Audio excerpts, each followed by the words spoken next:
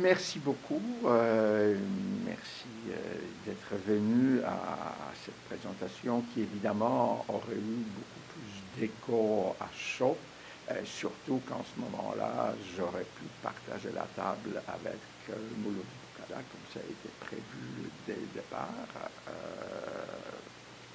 Malheureusement, les choses se sont déroulées autrement, ce qui montre d'ailleurs que Georges Krakauer avait raison quand il écrivait il y a presque un siècle que le présent est fait d'une série de moments, une série d'instants, chacun ayant son historicité. Donc finalement, il n'y a pas d'historicité commune à l'ensemble du présent. Et c'est un peu l'histoire à la fois de nos rapports, je dis nos rapports au sens du CELAT avec Haïti, l'histoire de ces colloques, etc. Donc je vais commencer rapidement par ça. Le CELAT n'a jamais prévu d'embarquer dans la recherche sur Haïti jusqu'à ce que, par hasard,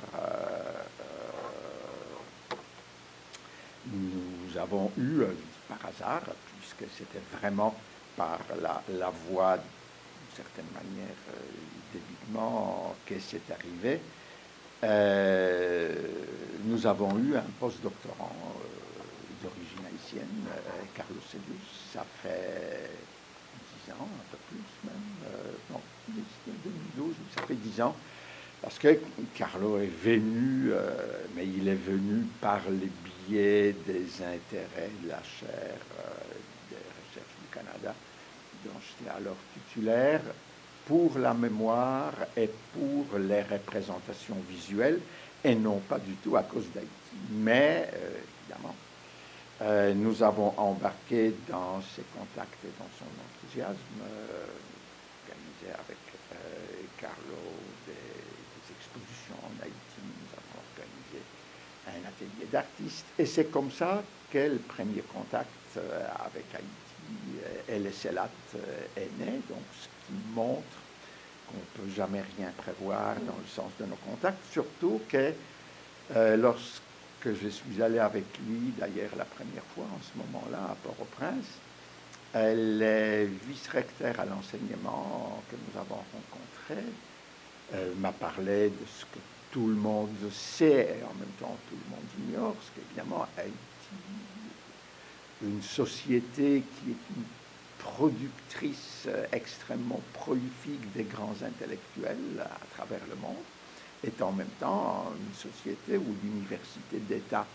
à l'époque, il y a 10 ans maintenant, ça s'est un tout petit peu amélioré, ne pouvait pas avoir des programmes d'études supérieures parce qu'il n'y avait pas des gens qui avaient un doctorat à l'université d'État d'Haïti, puisque la force des rejets des plus duvaliers de la société était telle que les gens partaient ailleurs. Et que donc, comme je dis, y compris l'université Laval, nous avons eu plusieurs professeurs d'origine haïtienne, mais sur place, ils n'étaient pas capables d'offrir un programme d'études supérieures parce qu'ils ne pouvaient pas encadrer les étudiants. Donc, il dit, est-ce que vous ne pourriez pas faire quelque chose? C'est comme ça qu'est né les projets et ensuite très rapidement la réalité d'une maîtrise en histoire et mémoire qui était une collaboration entre l'université Laval, bon, en réalité du CELAT, qui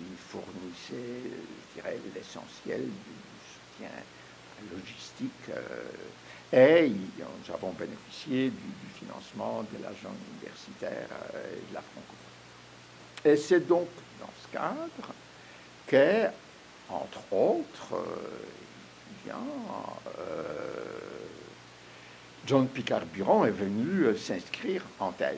Et donc, il est devenu notre lien privilégié avec lui, d'autant plus qu'en cours de route, les collègues de l'Université de Toronto, nommément Paul Lovejoy, nous ont invités à participer d'abord dans la demande et ensuite dans le projet des grands travaux concertés sur mémoire, citoyenneté et esclavage.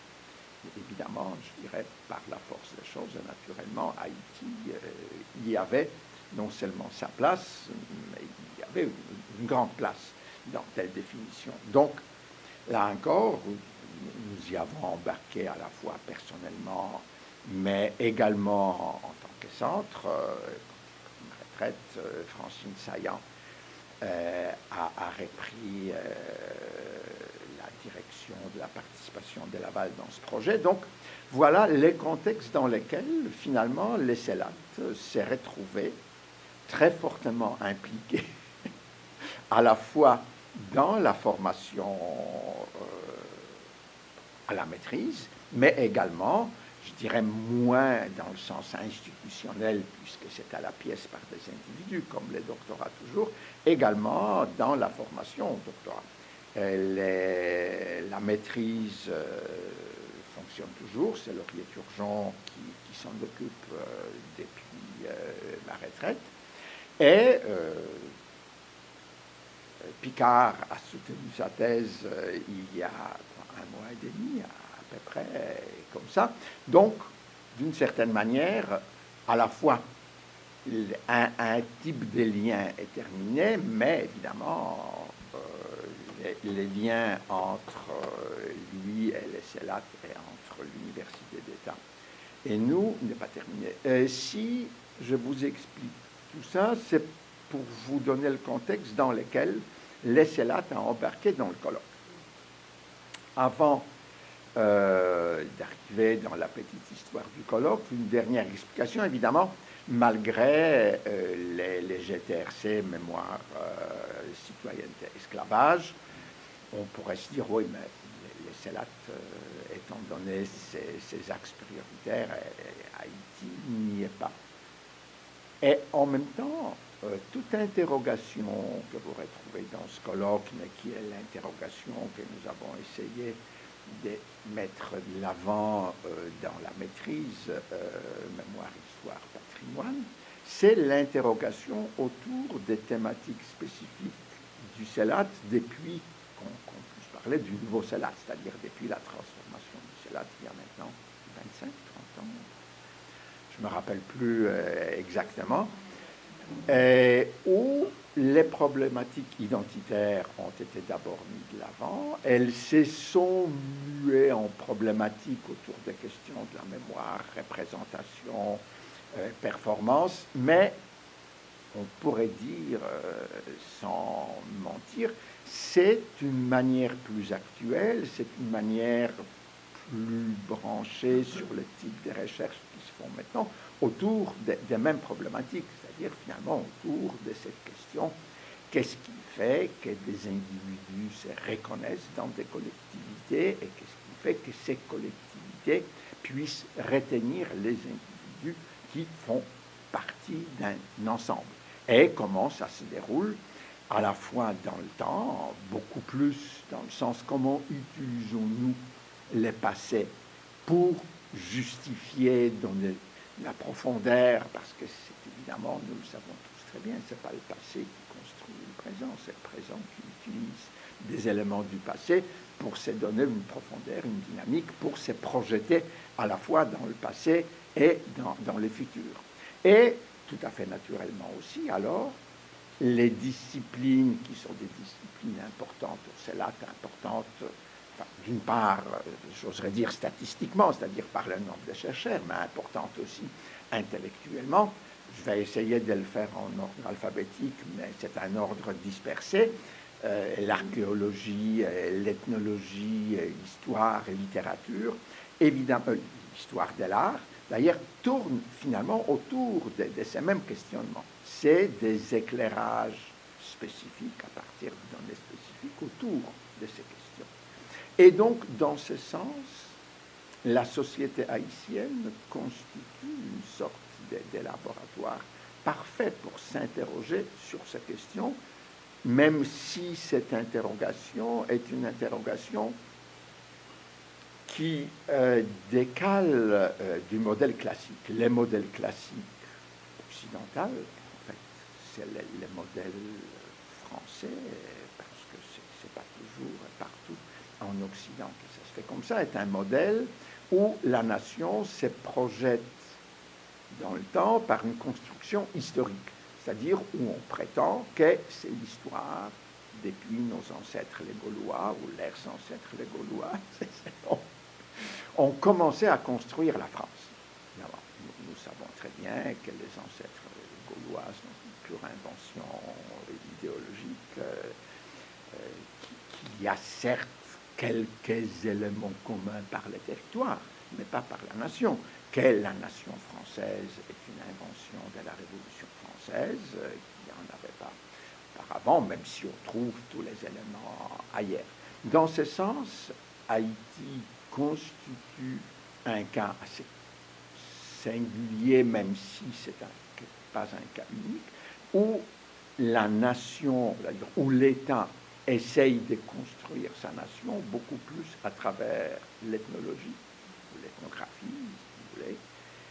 La distinction est faible dans les années 40, quand la mayonnaise commence à prendre dans ce sens, et non pas à travers l'histoire.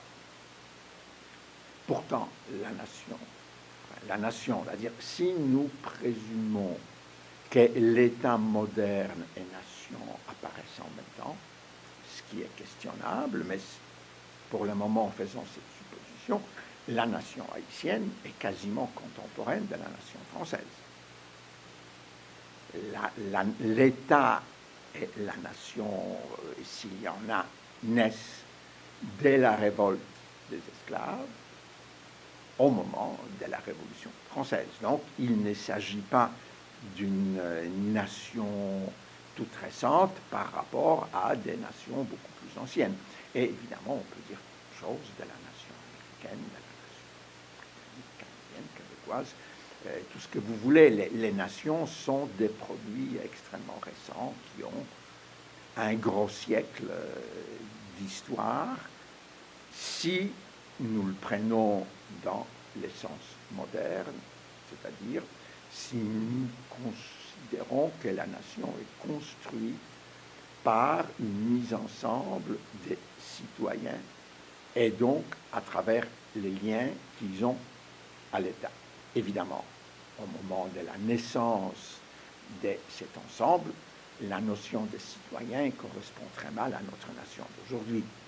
C'est, selon le cas et selon la période, 20%, 30% des membres d'une nation qui sont citoyens. Il faut attendre que les femmes obtiennent la pleine citoyenneté, donc dans la plupart des cas, les années 50 et 60, on l'oublie très souvent, c'est il y a 6 décennies seulement, dans beaucoup de cas, que les femmes sont devenues citoyennes au sens plein de ces mots. Donc. Mais ça nous donne l'idée d'un processus qu'on essaye de présenter comme un processus ancien, qui est en réalité quelque chose qui est tout frais, tout récent. Et d'une certaine manière, nous ne disposons d'aucune garantie que ça puisse continuer ainsi.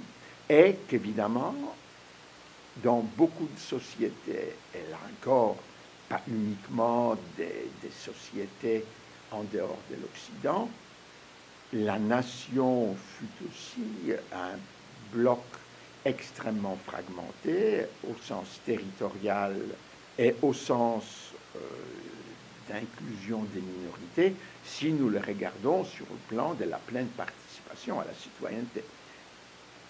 L'exemple classique, la France, les Bretons sont devenus français tout récemment, au sens de leur pleine participation. Bon, si vous prenez un autre exemple, prenons l'Espagne, les Basques ne le sont toujours pas vraiment en Espagne. Pourquoi je l'évoque? Parce que, exactement, Haïti est ici un autre laboratoire, c'est-à-dire toute la question, est-ce que vraiment tous les Haïtiens ont l'accès à la pleine citoyenneté?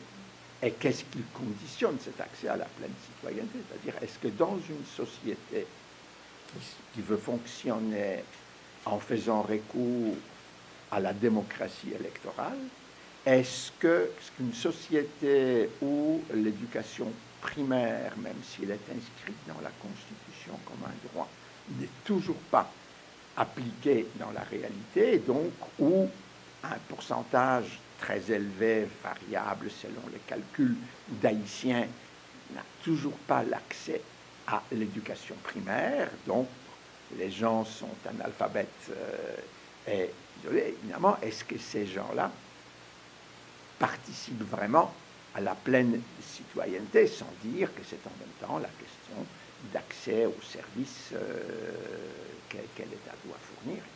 Et la question qui est exclue, mais très curieusement, quand on regarde de plus près, on réalise que dans cette République fondée sur les rejets de l'inégalité statutaire de l'esclavage, ce sont les descendants des esclaves qui sont toujours exclus de la pleine citoyenneté, c'est-à-dire ceux qui descendent des derniers arrivés. Et dans l'histoire d'Haïti, les commerces illégaux, les arrivées des cargaisons illégales d'esclaves ont continué pratiquement jusqu'à la révolte des esclaves, donc jusqu'à la toute fin du XVIIIe siècle.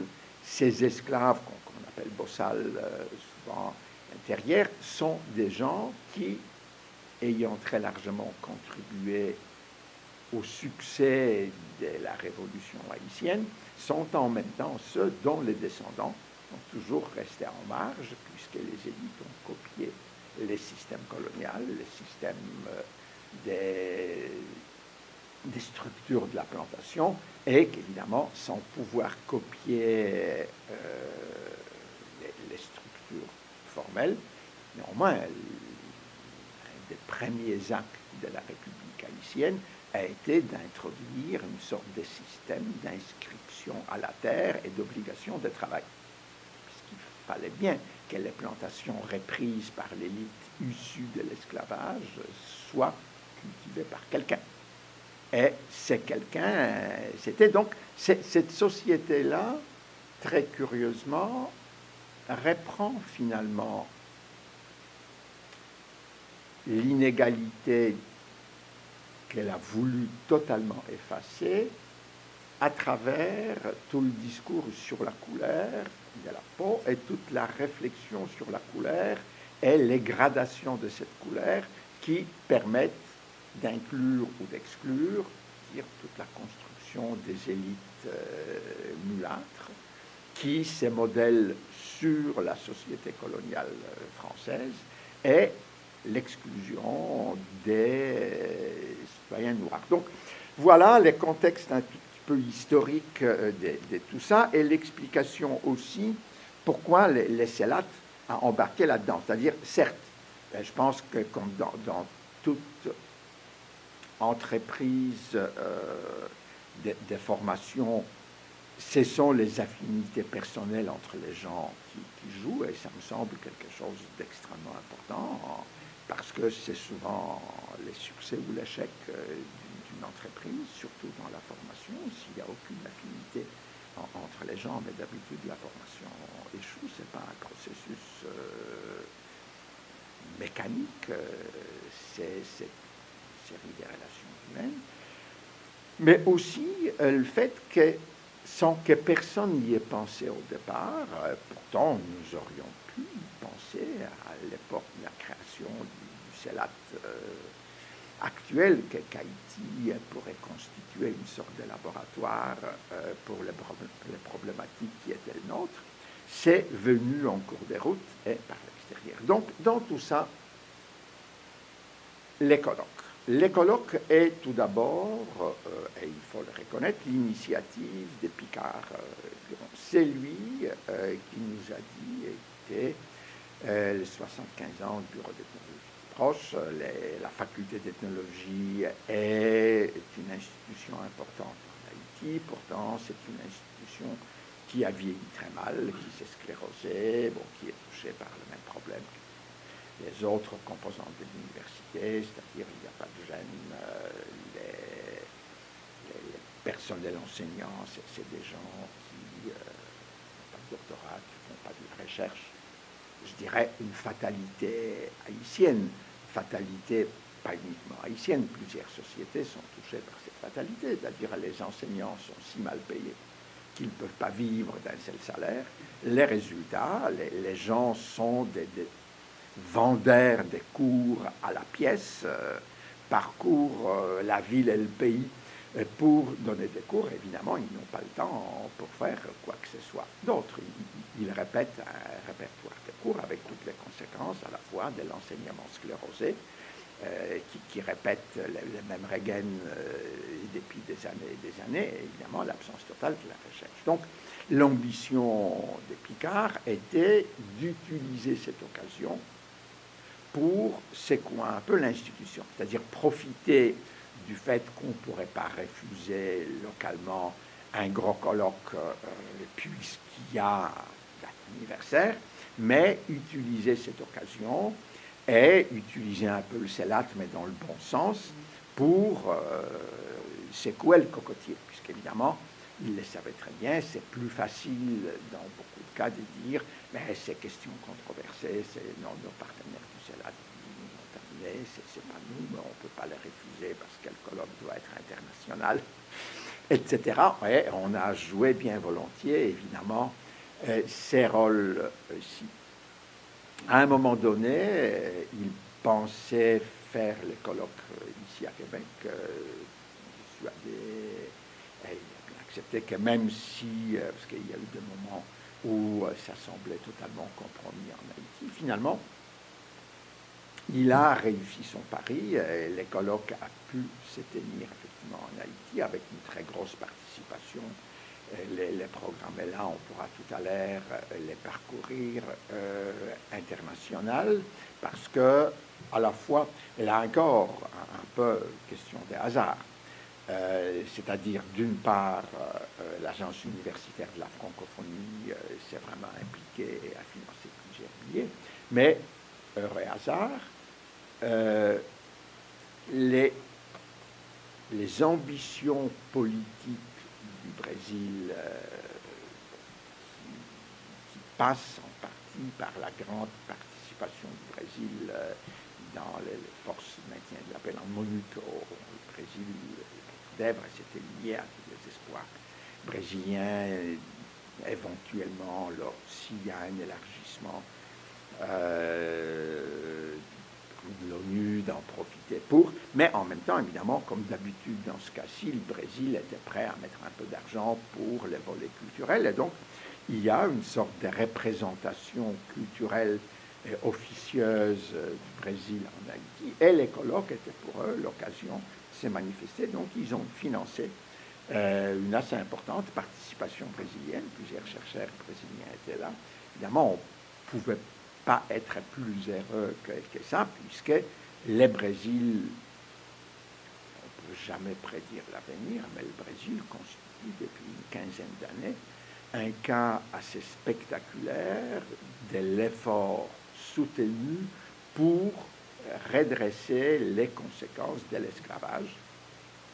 L'État brésilien et la société brésilienne en font vraiment beaucoup. Évidemment, on ne peut pas faire des miracles, mais à la fois au niveau d'accès à l'université, il y a l'application de la discrimination positive, il y a beaucoup d'investissements dans les communautés issues des anciennes communautés d'esclaves fugitifs, il y a un énorme travail culturel avec un très bon financement pour rendre visible, présente et valoriser la culture des anciens esclaves.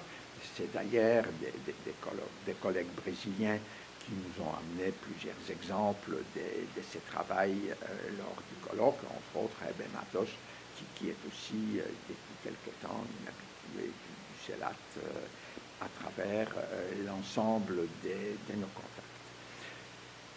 Mais ce qui était certainement l'aspect le plus positif du colloque, c'est la participation haïtienne, et je dirais surtout la participation des jeunes.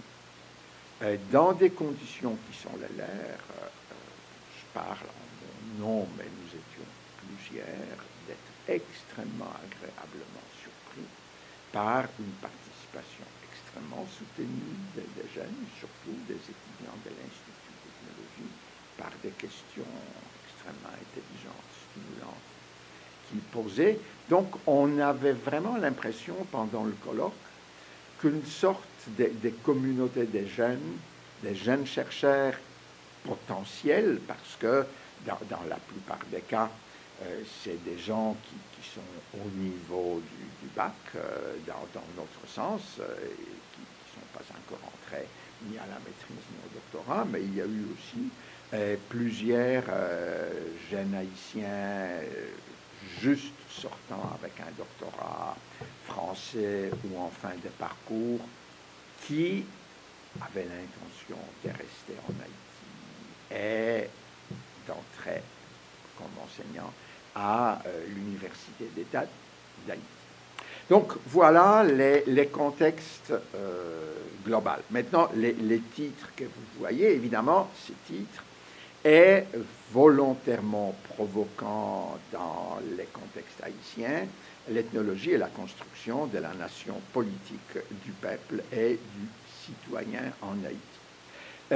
Qualificatif politique et volontaire, puisque je dis nous parce que comme j'étais impliqué au niveau du comité scientifique, donc j'ai discuté beaucoup de ces questions avec Picard, on se dit mettre juste nation, ce qui aurait été d'une certaine manière exact, aurait pu paraître qu'on déniait la légitimité de la nation haïtienne sur le plan culturel, ce qui évidemment n'était absolument pas notre cas. C'est toute la question, est-ce qu'il y a vraiment une nation politique? On nie pas que les Haïtiens possèdent en commun une culture qui est la leur, qu'ils ont produit collectivement, possèdent une langue, même si cette langue, les créoles, a toujours une place secondaire, marginale, non reconnue, de plus en plus. Mais pour vous donner un exemple, c'est la radio qui constitue vraiment en Haïti encore aujourd'hui un élément d'impact politique, de mobilisation politique éventuellement. C'est pour ça que les stations de radio sont tellement politiques. Et c'est pour ça aussi que si on tue, c'est des journalistes de la radio beaucoup plus que des journalistes de la presse écrite. Parce que la presse écrite paraît en français. Et le nombre d'Haïtiens qui lisent le français est en fait limité à des gens qui ont fait le secondaire à l'université. Les Haïtiens ordinaires ne lisent pas le français, contrairement à notre imaginaire francophonie politique.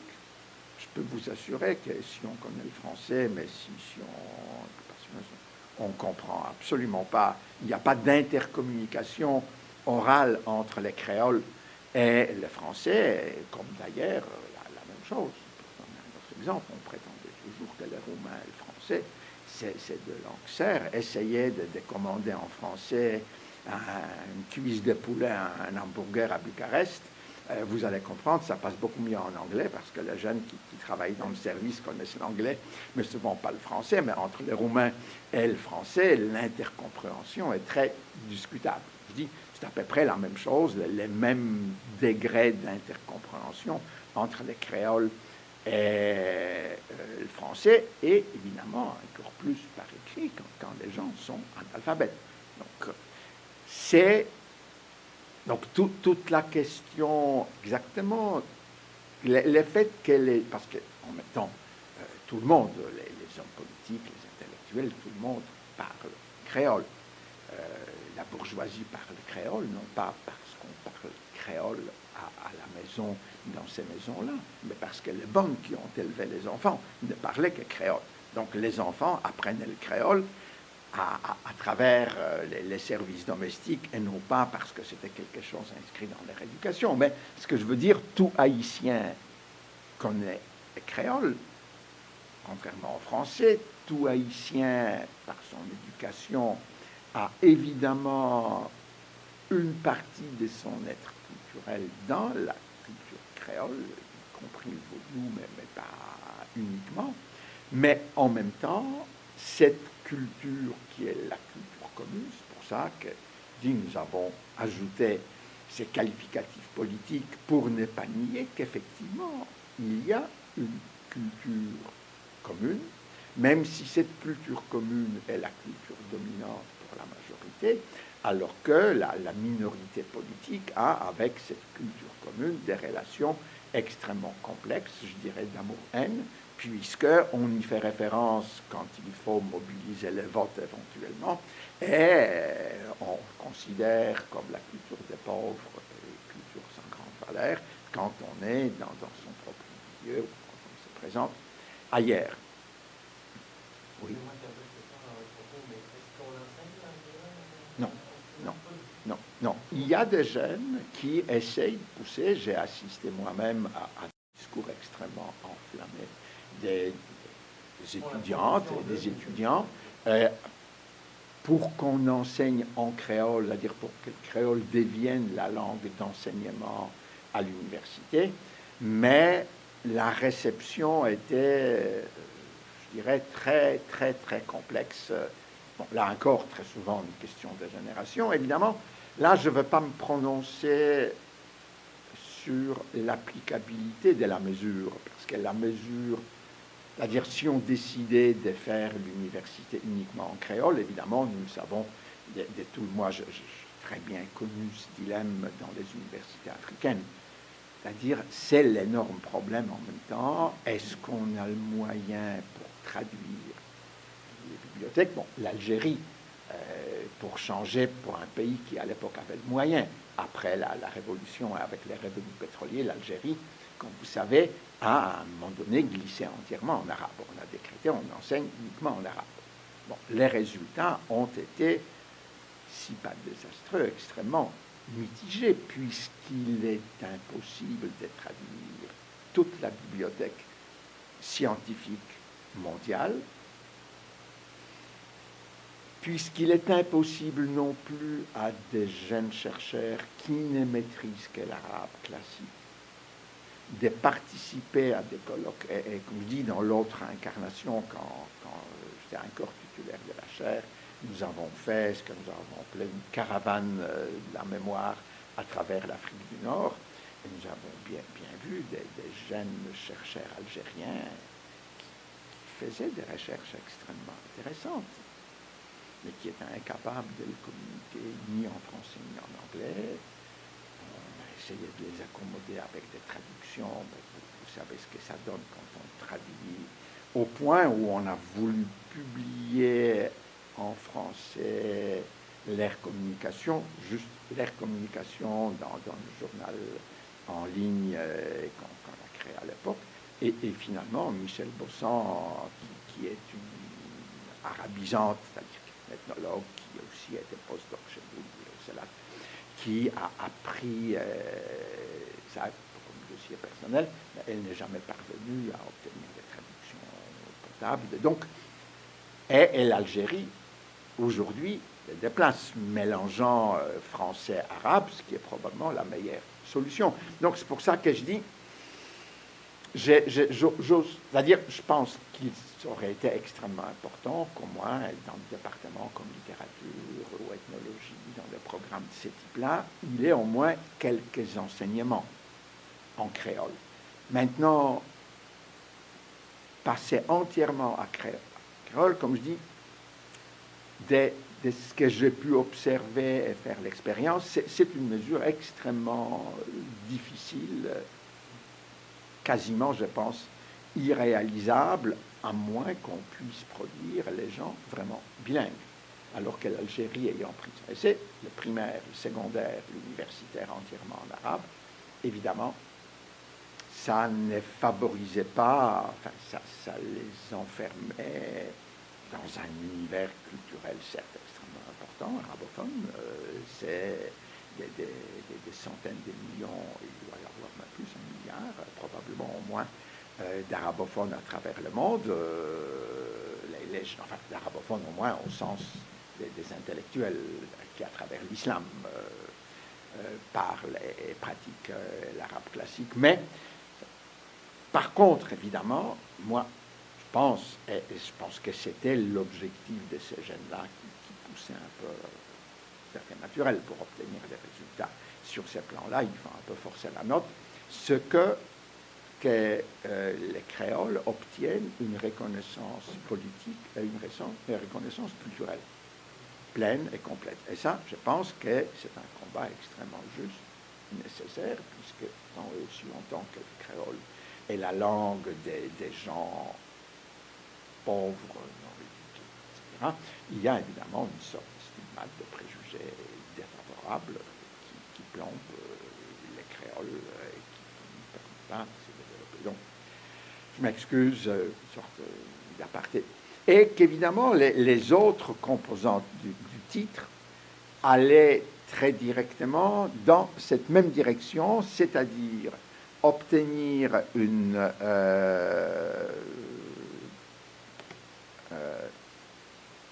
un débat sur cette inégalité haïtienne, pas seulement haïtienne, le Brésil était dans le même cas pendant très longtemps, c'est-à-dire où l'accès à la citoyenneté, à la vie politique, etc., était en fait quasiment interdite à une majorité de la population. Et sur ces critères pratiques, jamais déclaré qu'ils étaient des descendants d'esclaves, des descendants de Noirs, et donc qui ne pouvaient pas, l'État ne leur offrait absolument rien, et qu'eux, ils étaient exclus des services de l'État. Donc, c'est maintenant pourquoi l'ethnologie. Vous allez me dire, ben oui, parce que c'était l'anniversaire de l'Institut d'ethnologie, évidemment. Il y a de ça, mais il y a aussi cette spécificité haïtienne, presque curiosité, c'est que les pouvoirs de l'État, au moins à partir des années 40, et en fait à partir de l'occupation américaine, donc à partir des années 1920, s'est construit par une sorte d'ethnologisation des paysans et donc de la culture haïtienne, c'est-à-dire à la fois la nation haïtienne et Haïti, c'est ce qu'on peut définir en termes de culture populaire et qui est mis au premier plan à la fois dans le sens négatif et dans le sens positif par le vaudou d'une part et par les créoles d'autre part. Vous le savez probablement depuis le 19e siècle, on essaye de faire, et comme je dis, avec ce double regard du vaudou, les points de naissance de la révolte des esclaves, et c'est assez curieux parce qu'on le fait à travers une sorte d'ethnologisation et non pas d'historicisation, c'est-à-dire à peu près tout le monde sait que la cérémonie du bois caïman, ce que c'est, est une pure invention, mais qui lie la naissance de l'État au vaudou. Parce que donc, la légende dit que les leaders de la révolte se seraient réunis dans un lieu de bois caïman, un bois dans une zone inondée, donc qui est en même temps très souvent les zones où s'est réfugiés les esclaves fugitifs, infestés des caïmans, de crocodiles, ce qui donne aussi et que là, lors d'une cérémonie vaudou, donc ils auraient juré leur fidélisation. Donc, et les vaudous en même temps, et cet élément culturel qui à la fois lie Haïti au point de départ des esclaves, c'est-à-dire au golfe de Bénin, donc le Bénin, Nigeria du Sud aujourd'hui, d'où serait originaire la cérémonie de vaudou qui était apportée par des esclaves et constitue une sorte de forme centrale à la fois des résistances des esclaves à l'esclavage, mais aussi très rapidement d'une sorte de forme de résistance spirituelle qui va être déclarée religion pour la première fois, exactement par l'un des fondateurs de l'école du bureau d'ethnologie, Jean Price-Mars. Finalement, toute l'importance de Price-Mars, même s'il n'est pas le premier à parler de vaudou, est de déclarer vaudou et d'écrire, c'est-à-dire un grand intellectuel qui écrit que vaudou est une forme de religion et non pas un préjugé populaire, sorcellerie. Et en même temps, vaudou incarne également en Haïti tous ces mouvements de balançoire entre l'Église catholique et la religion catholique, qui est dans la religion dominante des Haïtiens, et une pratique culturelle spécifiquement haïtienne. Et là, contrairement à une longue lutte de l'Église catholique contre le vaudou est profondément pénétré par le catholicisme. Là, pratiquement toutes les grandes figures du vaudou sont des figures du panthéon catholique retravaillées culturellement dans l'environnement vaudou et rattachées à l'environnement vaudou. Donc c'est beaucoup plus une sorte de synthèse, mais de synthèse culturellement haïtienne, qu'une opposition, et énormément d'Haïtiens qui pratiquent le vaudou le soir vont à l'église en même temps et ne voient absolument pas dans leur fort intérieur des contradictions profondes entre les deux. C'est-à-dire, ce que je veux dire, que la contradiction est souvent produite par des institutions et non pas du tout par les doubles rattachements des gens à ces deux pratiques. Mais évidemment, toute cette idée de fonder les points de départ de la révolte dans cette cérémonie de Bois-Caïman, qui sera ensuite peinte par des peintres, qui deviendra une sorte de légende, et de l'ancrer dans une spécificité haïtienne qui ne serait pas ce qu'on dit justement de la révolution haïtienne, parce que c'est exactement cet autre volet extrêmement juste de notre regard, le regard historien.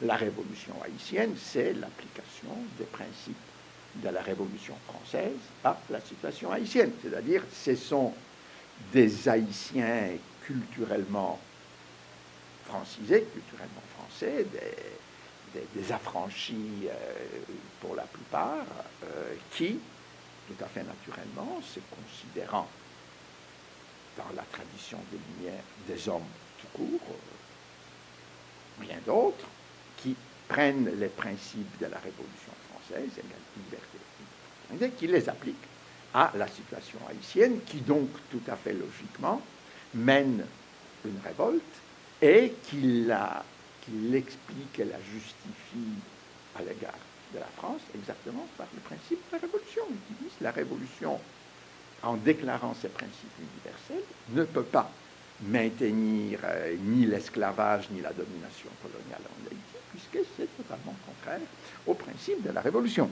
Donc, c'est un élément qui nous montre encore une fois, comme par rapport à l'Église catholique, qu'on peut à la fois appliquer les principes universels qui s'élaborent à l'époque comme principes valables partout, mais qu'on peut également, par ailleurs, donner une forme culturelle locale, une justification locale, à travers exactement toute la légende du bois caïman, donc de cette conjuration du bois caïman.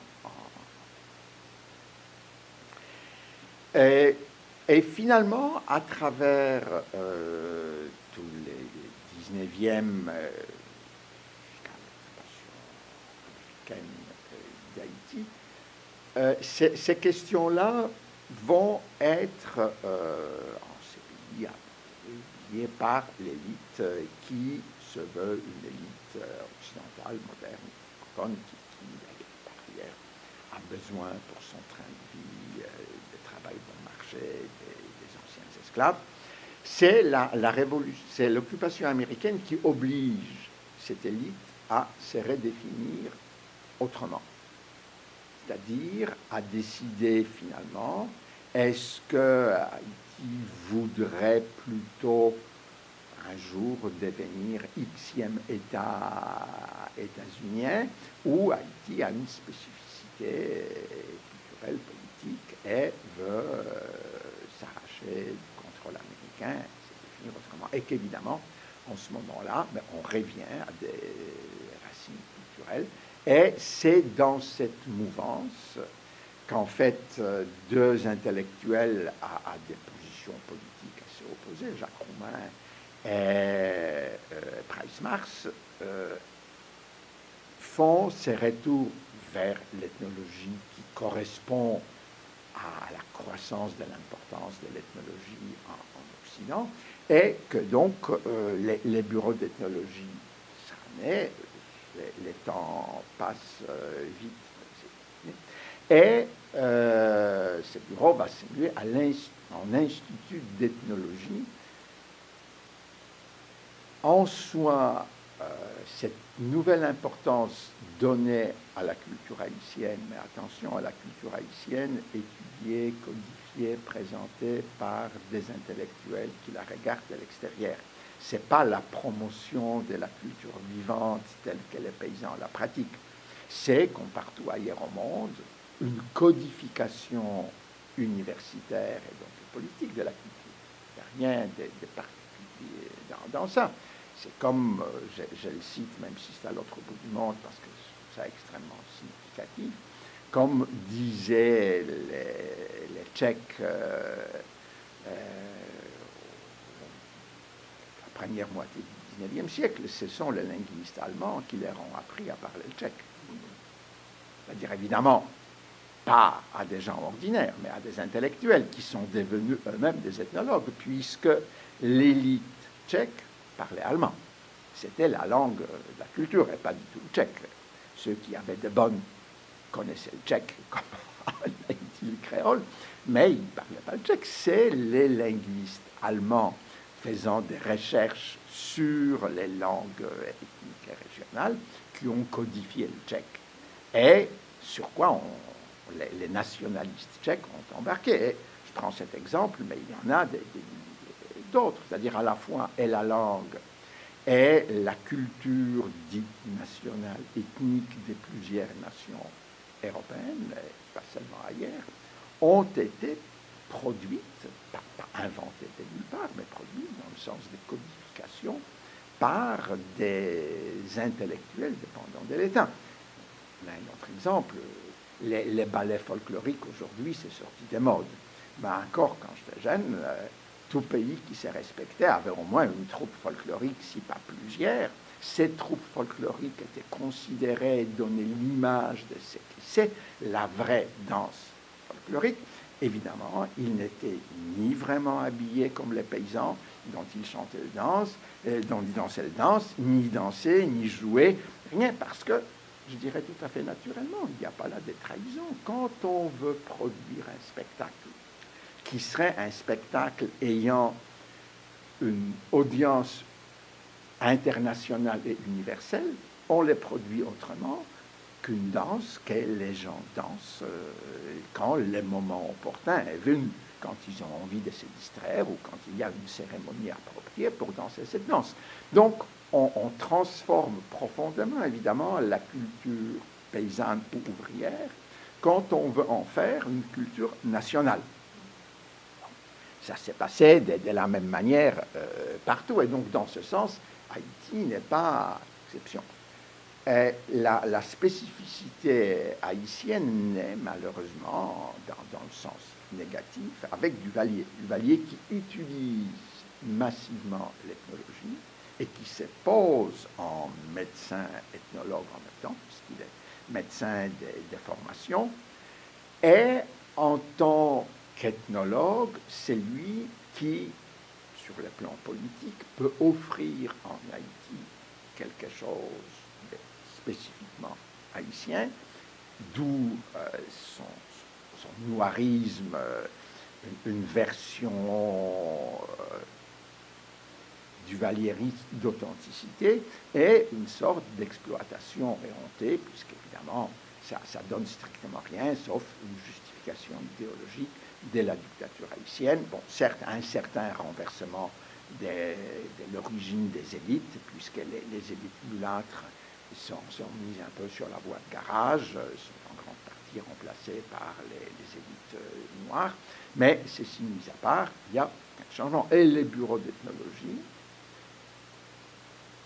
devient instrumentalisé, y compris Jean Price-Mars, qui a d'ailleurs, c'est probablement une petite tâche dans son curriculum, puisque finalement, il ne s'est jamais radicalement coupé du valierisme, il a cessé présence dans la vie publique, non, mais il n'a jamais vraiment fait des déclarations claires sur la mauvaise utilisation.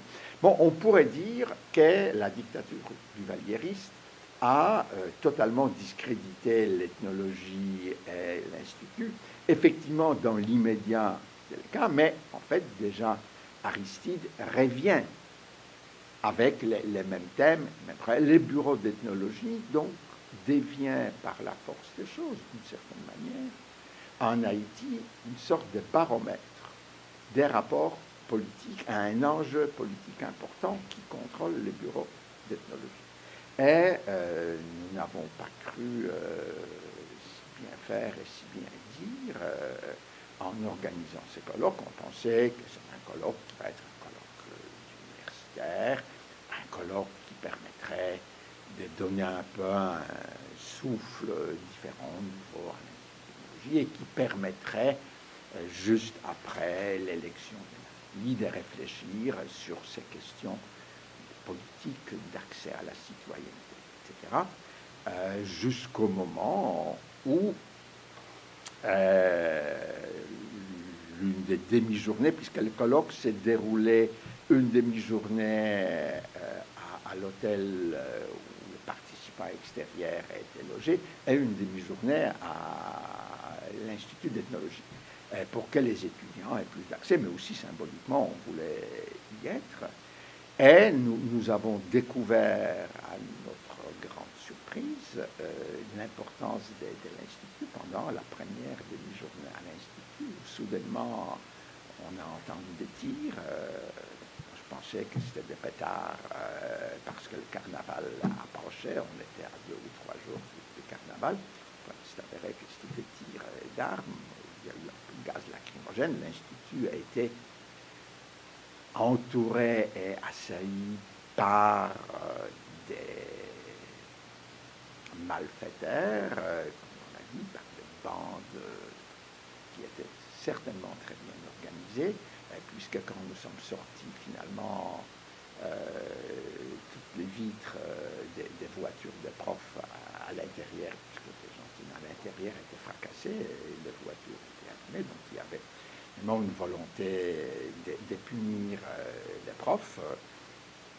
On est resté, je ne me rappelle plus, 2-3 heures assiégés là. Les bureaux d'ethnologie, puisqu'il y a en fait dans une sorte de même enceinte 2 entités séparées, même si les bureaux d'ethnologie pratiquement agonisants, ben, ça existe encore. Donc les bureaux d'ethnologie a été saccagés. Nous, on n'a rien eu, les étudiants d'ailleurs non plus, on a été évacués par les autobus de la Croix-Rouge, finalement. Une partie d'étudiants sont restés voulant garder le bureau d'ethnologie. Maintenant, l'origine de cette attaque, il y a eu plusieurs versions. Une version qui n'est pas totalement invraisemblable était que les présidents voulaient s'inviter au colloque. Ils n'étaient pas invités, il n'y avait aucune raison qu'ils soient invités. Les cortèges présidentiels, en tout cas, passaient juste à côté, dans la rue, à côté de la il paraît qu'il y a des étudiants qui auraient jeté des pierres, et que donc, c'était en représailles. Est-ce que cette représaille était vraiment liée à ça, était liée au fait on n'en sait rien et on ne saura rien. Et d'une certaine manière, ce n'est pas important. Ce qui est important, c'est de voir jusqu'à quel point cet institut-là garde place vitale dans les systèmes politiques haïtiens, et donc à quel point un simple colloque a paru important, et en même temps, je dirais, paradoxalement, c'est cette attaque qui a donné à l'intérieur de la ville et du pays de l'importance à ces colloques, qui autrement étaient un colloque entre les intellectuels et rien d'autre. Donc, voilà. Là, maintenant, en quelques mots, je vais terminer, évidemment. Je ne peux pas, et ça n'a aucun sens, que je vous résume les communications. Nous avons le programme, vous pourriez le voir. Pour terminer par la participation du CELAT, donc les colloques en soi s'est déroulé également en 3 temps. Il y a eu les colloques proprement dit, donc qui duraient 3 jours, et comme dit, avec une participation des jeunes vraiment impressionnante, alors que les collègues haïtiens nous paraissaient des fois assez décalés de l'évolution. Bon, les collègues, je veux dire, 50 ans et plus. Les jeunes me semblaient vraiment être très au courant des tendances de la recherche, de poser des questions justes et courageuses, bien informés. Les jeunes donc doctorants, ceux qui venaient de terminer, ont fait des communications extrêmement intéressantes. Donc là, il y a de l'espoir dans ce sens qu'il semble vraiment y avoir une dynamique interne et que d'ailleurs les choses ont commencé à bouger, l'Institut commence à se transformer. Il y a eu également une série d'activités en marge du colloque, une série de conférences, entre autres parce que plusieurs personnes qui voulaient venir, y compris le collègue haïtien, ont présenté des propositions d'intervention qui n'entraient pas vraiment dans le cadre du colloque. Alors, il était important que ces colloques soient relativement cohérents. Donc, il y a eu cette possibilité d'une série de conférences à l'extérieur qui se sont déroulées d'ailleurs dans des institutions extérieures et un festival du cinéma, un festival dans lequel le CELAT participe depuis longtemps, puisque dans le cadre de notre collaboration à la fois avec les GTRC, mémoire, citoyenneté, esclavage, mais également notre collaboration avec les groupes européens des recherches sur l'esclavage que coordonne Myriam Cothias, nous avons créé il y a 5-6 ans déjà un festival de la vidéo de la recherche portant sur l'esclavage. C'est un festival international dont le but est de promouvoir, mais également de faire circuler les travaux audiovisuels faits par des chercheurs dans le cadre de ce que nous avons qualifié des écritures visuelles. Et c'est d'ailleurs ces écritures visuelles, c'est l'une des composantes de la programmation actuelle du CELAT.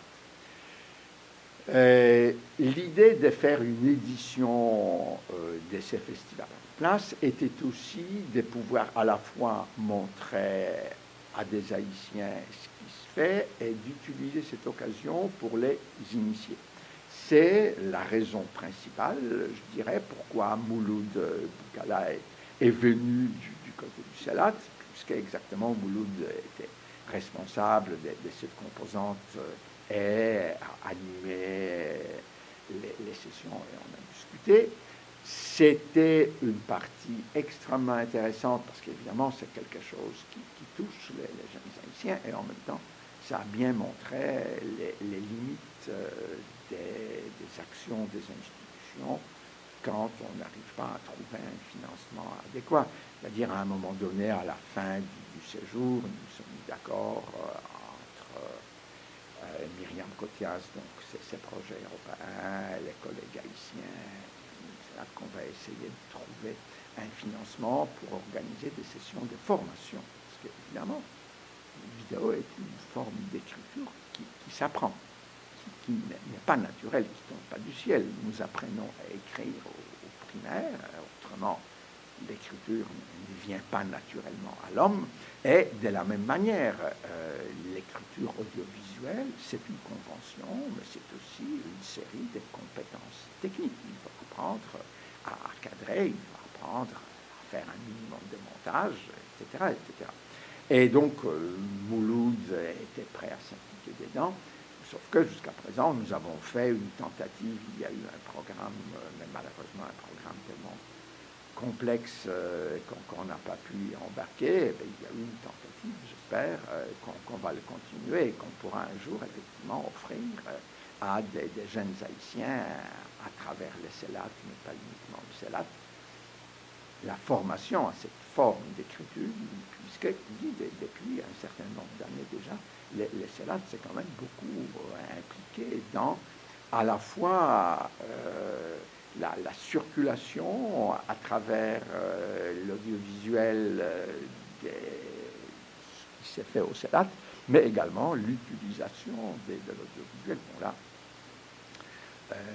Francine Saillant, qui malheureusement, pour des raisons de santé, ne pouvait pas être à Port-au-Prince, ce qui est très dommage, puisque Francine, exactement, est l'exemple d'une chercheuse qui, à la fois, pratique, je dirais, très intensément l'écriture audiovisuelle à côté du visuel. Et tout ce qu'elle a fait comme film au Brésil, exactement la manière comment elle lie cette activité-là à son activité classique, je dirais, des chercheuses, est quelque chose qui montre l'importance de son activité. Mouloud aurait eu beaucoup plus de choses à dire dans ce domaine, mais là encore, je dirais, c'est pas un hasard, ce sont ses mérites, mais je dirais un événement heureux qui en même temps entraîne des choses qui limite, il n'a pas pu venir, puisque comme il vient seulement de prendre son poste de prof dans un contexte difficile, l'après-grève, c'est déjà pas facile la première année de quelqu'un qui commence comme prof. Quand on commence dans le contexte actuel, c'est doublement difficile. Donc Mouloud ne pouvait pas se libérer pour venir une journée complète de Montréal. Donc, j'étais le seul à vous présenter cette expérience qui, j'espère, va continuer, au moins nous, en tant qu'institution, par la voix de l'ancienne directrice Francine Saillant, nous avons promis le soutien, l'aide pour à la fois la publication électronique de l'ensemble des actes, une publication papier, d'une sélection, je pense qu'il va être conséquent avec soi-même. Quand on veut promouvoir l'audiovisuel, il faut aussi promouvoir la circulation électronique des textes de recherche. Moi, je suis convaincu depuis des années que c'est l'avenir de la communication de la recherche. C'est à la fois beaucoup plus versatile, c'est beaucoup moins cher du côté de l'accès. Et ça, c'est extrêmement important, surtout pour un pays comme Haïti, exactement. Dans la situation haïtienne, un livre occidental est totalement hors prix, non seulement pour les étudiants, mais également pour la majorité des profs. Donc c'est évident que si on veut démocratiser la production scientifique, cette production scientifique doit être diffusée à travers les canaux et sous des formes qui n'entraînent pas l'application de la barrière économique, ce qui est toujours le cas. Les livres coûtent cher et il va coûter de plus en plus cher, c'est inévitable, alors que ça limite en même temps énormément l'accès à la recherche. Je pense que surtout en Occident, je termine vraiment sur ça, les profs, dans le passé, ayant des salaires tout à fait décents, nous n'avons pas besoin des droits d'auteur pour arrondir nos fins de mois, et la production scientifique devrait être accessible sans frais à tous celles qui ont besoin de lire. Donc, c'est dans ce sens, évidemment, qu'il est important. Et en même temps, il faut être réaliste et être pragmatique. L'écrit garde encore dans les institutions universitaires et ailleurs un certain prestige. Et donc c'est évident que si on disait que nous sommes uniquement pour la vertu et que nous ne tenons pas compte de la réalité, la publication électronique, ça suffit. Ça aurait eu comme conséquence de dire localement en Haïti, oh, ce n'était pas vraiment un bon colloque, puisque ça ne méritait pas une publication papier. Et nous savons tous, pour les jeunes chercheurs en particulier, il est extrêmement important d'avoir des textes publiés papier pour la promotion. Il n'y a pas encore la reconnaissance suffisante. Donc, il faut en même temps accepter, d'où voilà, dans la recherche des compromis, les Célates a promis de soutenir les deux, et il me semble que c'est de bonne guerre, c'est-à-dire, je ne crois pas qu'il faut défendre la vertu pour la vertu sans tenir compte des contexte réel. Il faut essayer de favoriser la vertu tout en faisant des concessions pratiques sur ce qui permet d'obtenir l'écho et la reconnaissance locale. Voilà, merci beaucoup pour votre attention.